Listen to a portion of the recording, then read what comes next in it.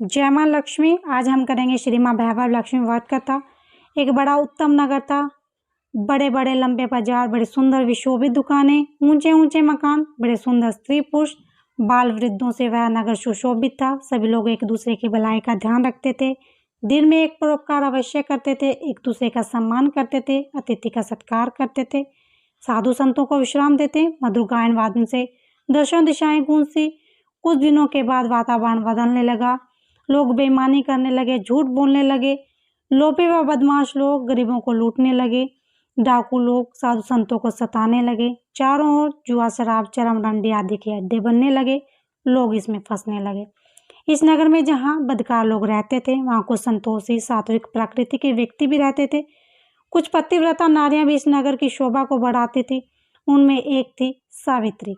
सावित्री बड़ी सुखी थी। धन व धान्य से घर भरा पड़ा था। स्वर्ण, रजत के आभूषण व सुंदर रेशमी वस्त्र सावित्री की सुंदरता बढ़ाते थे। सावित्री का पति भी कठोर परिश्रमी था। रात दिन व्यापार में मगन रहता था। ईमानदार से व्यवहार करता, सदा प्रसन्न रहता, किसी को नहीं सताता। दान दक्षिणा देता, गरीबों को मुफ्त भोजन बांटता। कोई भी उसके पास पहुंच जाए तो वह उसकी अवश्य सुनता था। कुछ दिनों के बाद कुछ गलत लोगों से उसकी मित्रता हो गई और जुआ, शराब, चरम गांजा में ऐसा डूब गया कि धीरे धीरे घर का संपूर्ण धन स्वाह हो गया। आभूषण बिक गए, सुंदर वस्त्र अब फटने को आए। उसकी कुसंगति में फंसकर बेचारी सावित्री का पति अब भिखारियों के रूप में आ गया। शराब के लिए सावित्री को मारपीट करने लगा, बुरी बुरी गालियां देने लगा। सावित्री बहुत कमजोर हो गई, बीमार रहने लगी। उसका पति उसे दवाई भी लाकर नहीं देता। घर में बर्तन भी गिरवी रखे जाने लगे। सावित्री बहुत दुखी रहने लगी। कभी ईश्वर को कोसती, कभी देवी देवताओं को कोसती, कभी उनकी प्रार्थना करती। आंखें फाड़ फाड़ कर देखती, परंतु घर में कुछ भी न दिखाई पड़ता। लक्ष्मी देवी बिल्कुल ही रुष्ट हो गई थी। एक दिन एक अधेड़ महिला उसके द्वार पर आई, जोर से पुकारा, सावित्री देवी, सावित्री देवी। सावित्री देवी ने सोचा कि देखो तो कौन आवाज लगा रहा है। घर में तो कुछ भी नहीं, परंतु द्वार खोलकर देखने में हानि ही क्या है। जैसे ही सावित्री ने द्वार खोला, वृद्धा बोल पड़ी, सावित्री देवी क्या हाल है? अब लक्ष्मी जी के मंदिर में नहीं आती क्या? पहले तो रोज मंदिर आया करती थी, अब क्या बीमार है? वैसे भी तू बहुत कमजोर हो गई है। सावित्री बोली, माता जी, अब आप मेरा हाल चाल पूछने आई हो तो आओ अंदर आकर बैठो, इस बोरी पर ही बैठ जाओ। और तो और आपकी सेवा के योग कुछ भी नहीं है। वृद्धा ने कहा, कैसी बात करती है सावित्री? ये मकान, दुकान, आभूषण, वस्त्र, ठाट बाट सब धरे रह जाते हैं जब ईश्वर का मृत्यु संदेश आता है। केवल सत्य व्यवहार, परोपकार ही मनुष्य के साथ जाते हैं। मैं समझ गई कि तू बहुत दुखी है, तो कोई बात नहीं, जब वे दिन नहीं रहे तो ये दिन भी नहीं रहेंगे। तू चिंता मत कर, अपना दुख मुझसे प्रकट कर, तेरा मन का बोझ हल्का हो जाएगा तथा कोई सुगम उपाय भी सूझ जाएगा। तब आंखों में आंसू भरकर वह बोली, माता जी क्या पूछती हो? घर में सब कुछ था, मकान, दुकान, वैभव, सुंदर आभूषण, नौकर चाकर इस घर की शोभा बढ़ाते थे, परंतु ये मेरे पति के कुछ दुष्ट लोगों की संगति में पड़कर राजा से रंग बन गए। रोजगार ठप हो गया, शराब उड़ने लगी, जुआ घर में होने लगा। तो माताजी सत्यानाश तो होना ही था, हो गया, अब कसर क्या है? अब भीख भी मांगने से नहीं मिलती। वृद्धा बोली, सावित्री देवी रो मत, अपने आंसुओं को पोंछ तथा फिर से लक्ष्मी जी के मंदिर में जाने लग। तेरे पास अगर कुछ भी चढ़ाने को नहीं तो धन की माता के सामने हाथ जोड़ सकती है, उनके पैर छूकर अपने माथे से लगा सकती है, फिर देखना सावित्री की क्या से क्या होता है। वृद्धा फिर बोली, देख पुत्री, जाने कितने रंक राजा बन गए, जाने कितने गरीब सेठ साहूकार बन गए, कितने रोगी निरोगी हो गए, कितने व्यसनी अपने बुरे व्यसनों से मुक्त हो पाए। पुत्री तो चिंता मत कर, नित्य एक बार मंदिर में आकर धन की देवी माँ लक्ष्मी जी के दर्शन कर।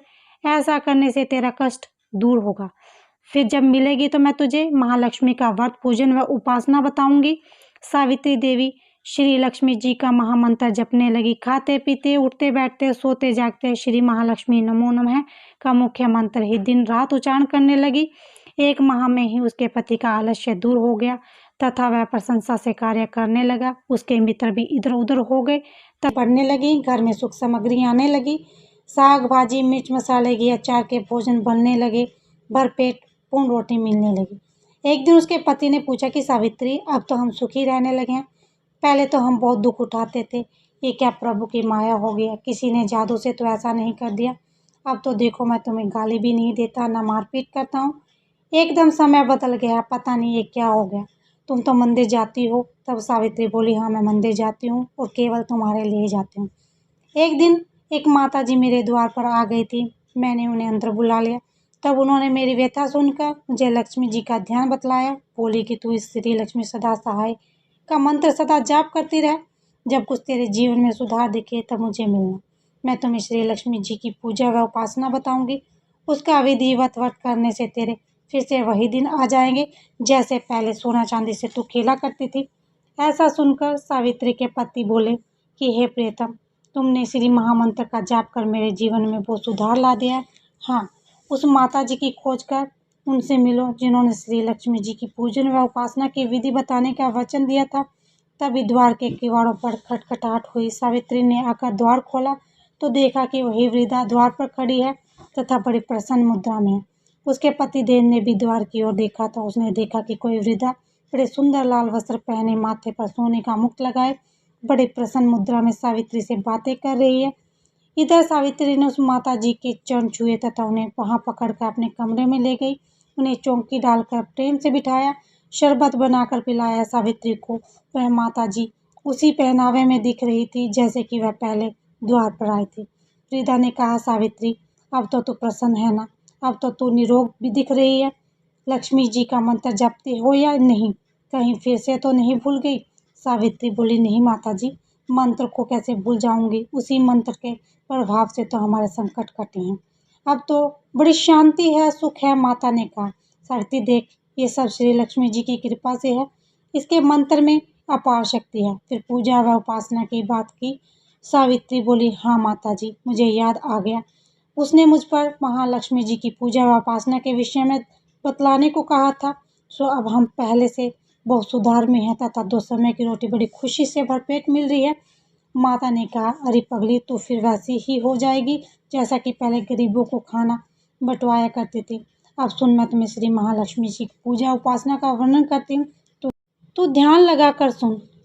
कोई भी व्रत जब तक विधि पूर्वक नहीं किया जाता उसका फल नहीं मिलता। वैसे घर में यदि सोना गहने हो तो उसकी शास्त्रीय विधि से पूजा उपासना करनी चाहिए। माँ लक्ष्मी का व्रत शुक्रवार के दिन किया जाता है। प्रातःकाल जल्दी उठकर स्नान करें। हर समय मुंह में जय माँ लक्ष्मी का उच्चारण हो।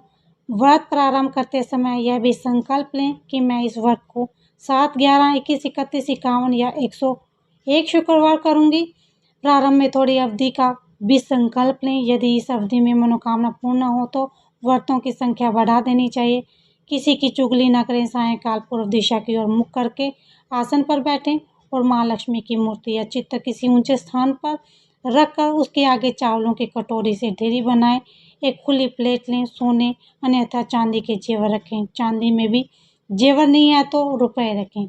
चावल की ढेरी पर एक मिट्टी का अथवा चांदी, कांसे या तांबे का कलश रखकर कलश पर उस प्लेट को रखें तथा उसके पास ही ताम्र पात्र अथवा चांदी पर अंकित श्री यंत्र स्थापित करें। यदि तांबे अथवा चांदी का श्री यंत्र न हो तो कागज पर मुद्रित श्री यंत्र को भी रख सकते हैं, क्योंकि वैसे तो माँ लक्ष्मी के अनेक रूप हैं परंतु इन सब की नींव श्री यंत्र है।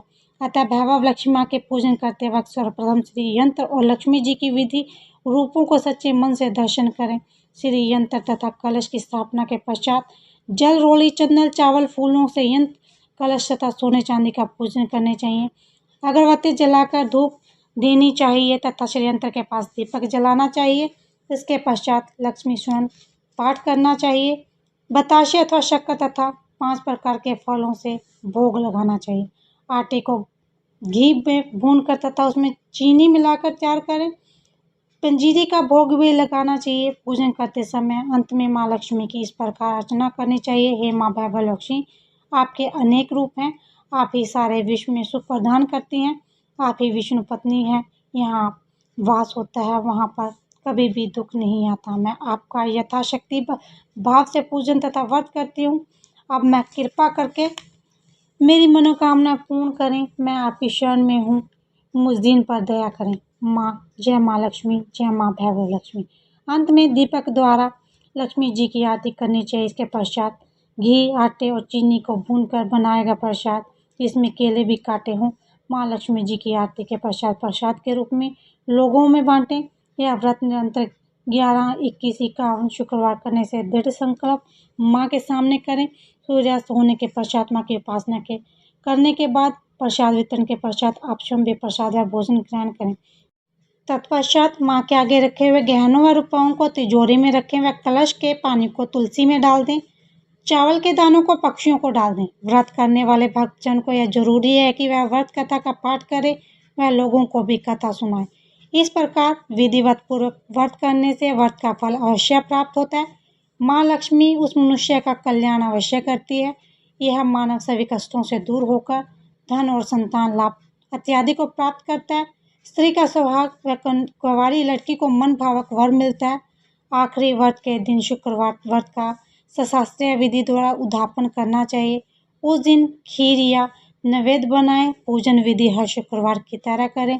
पूजन विधि के पश्चात श्रीफल को फोड़ें और कम से कम 7 कुंवारी कन्याओं को कुमकुम का तिलक लगाकर भोजन आदि करवाएं।